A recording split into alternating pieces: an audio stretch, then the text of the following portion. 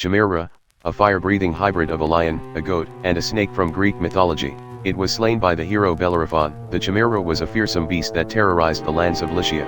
It had the head and body of a lion, the tail of a snake, and a goat's head emerging from its back. It could breathe fire from all three mouths, scorching everything in its path. No one could defeat it until Bellerophon, a brave hero, mounted on the winged horse Pegasus. He flew above the Chimera and shot arrows at it, avoid its flames. He finally managed to pierce its throat with a lead-tipped arrow, which melted in the fire and suffocated the monster. Bellerophon was hailed as a hero for slaying the Chimera.